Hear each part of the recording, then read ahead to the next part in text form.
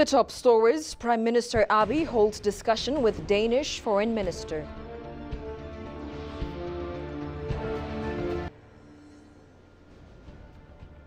And expert says Ethiopia's wheat productivity emulates the Asian Green Revolution in Africa.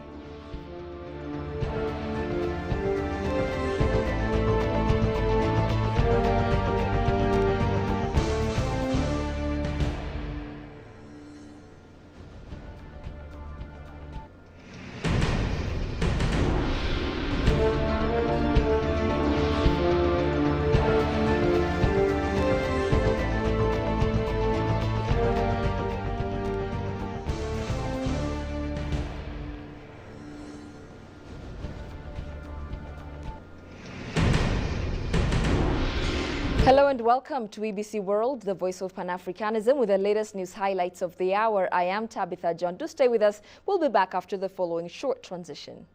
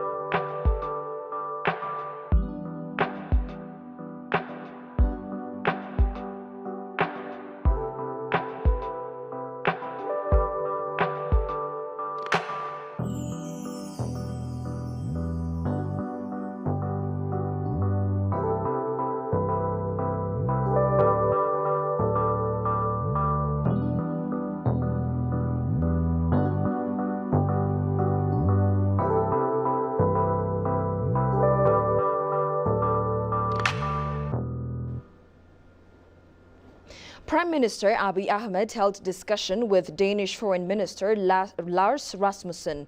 The Premier disclosed that the two countries share long-standing ties that provide a solid foundation for further collaboration, adding their discussions have been productive, covering a wide range of bilateral and multilateral issues. Abiy wrote on his official X account. Lars Rasmussen on Thursday held discussions with Foreign Affairs Minister Taye Atqassilase, where the two agreed to expand collaboration between the two countries in political as well as economic spheres.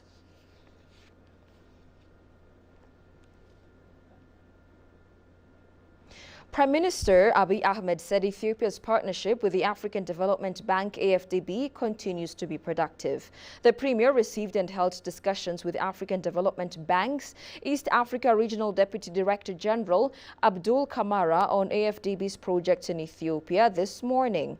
PM Abiy congratulated Akinwumi Adesina on receiving the Obafemi Awolowo Prize for Leadership. Prime Minister Abiy wrote on his social media account that Ethiopia's partnership with the AFDB continues to be productive.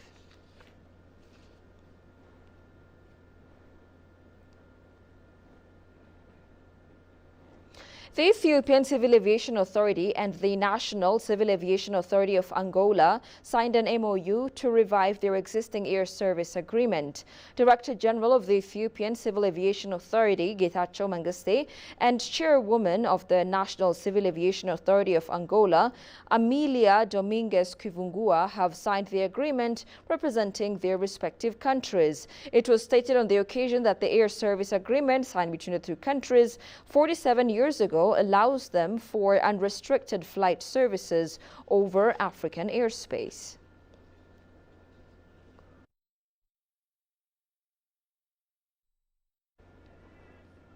The International Women's Day has been celebrated in many countries around the world. It is a day when women are recognized for their achievements without regard to divisions, whether national, ethnic, linguistic, cultural, economic, or political. Since those early years, March 8th, the International Women's Day has assumed a new global dimension for women in developed and developing countries alike.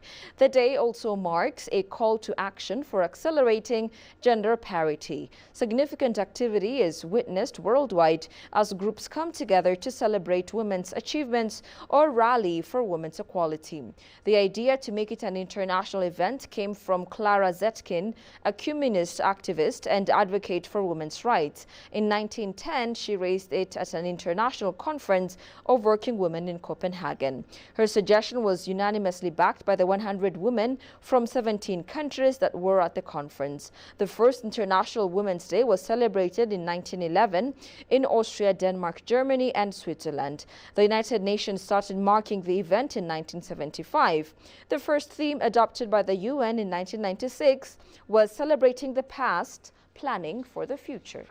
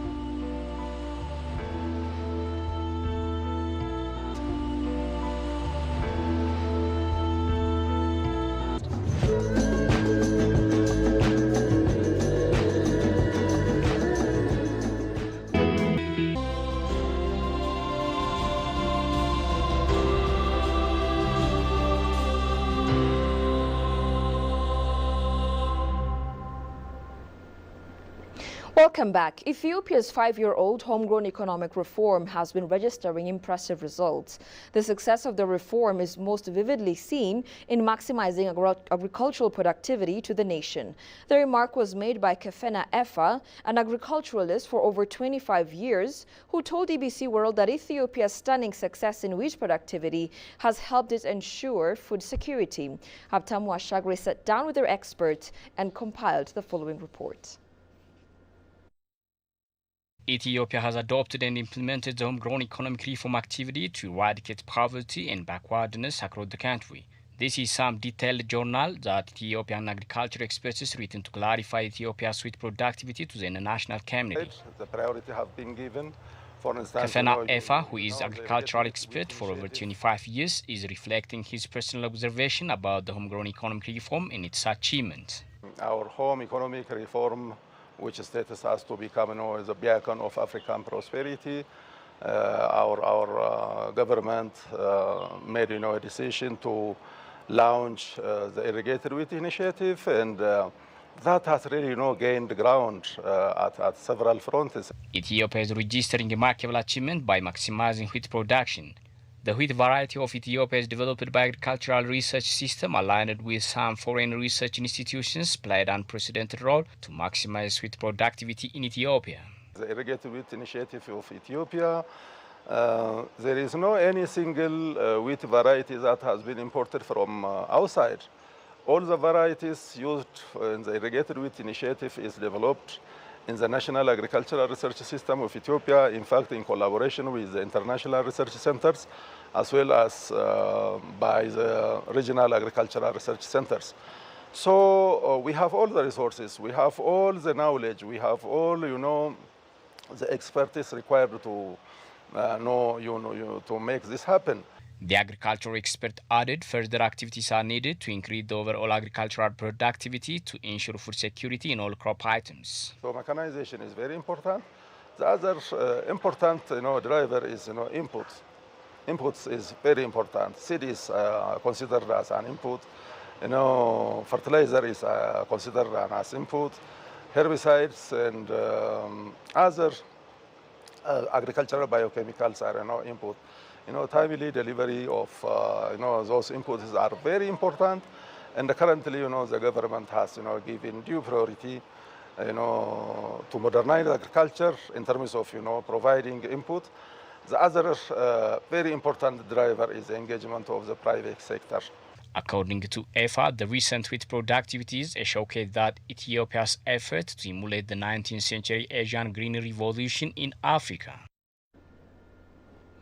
And finally, Russian ambassador to Ethiopia says the BRICS cooperation network is expected to promote harmony and deepen integration within the global majority around the world. Yevgeny Terakin told the Ethiopian news agency that the accession of new members, including Ethiopia, to the bloc would go a long way to boost the newly emerging group that represents no less than 42% of the world's population.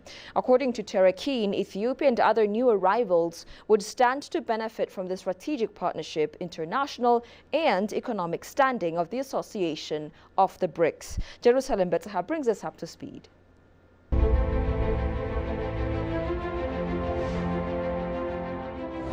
By the end of August last year, the BRICS bloc of top emerging economies have taken a major step in expanding its reach and influence with the announcement 6 more nations have been invited to join as new members. When it comes to the possibilities of deepening economic integration of Ethiopia to BRICS on many levels, the figures are self-evident, the ambassador emphasized.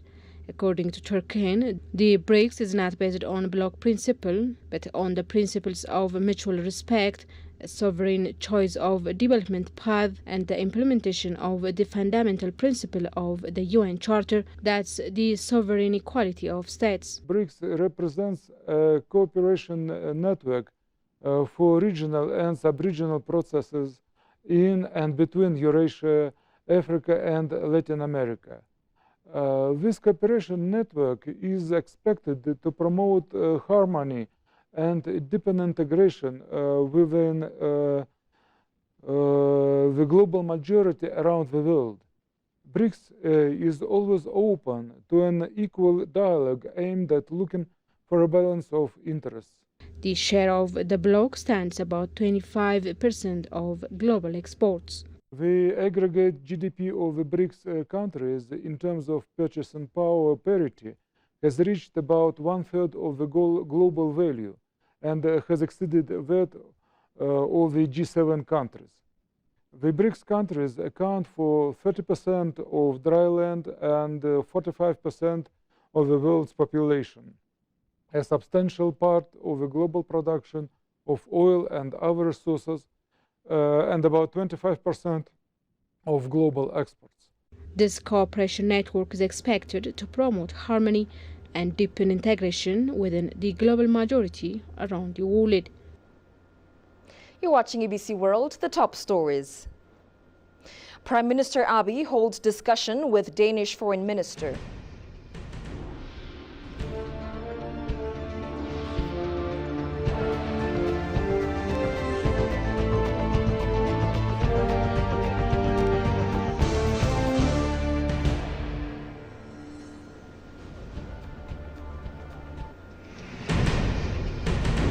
And expert says Ethiopia's wheat productivity emulates the Asian Green Revolution in Africa.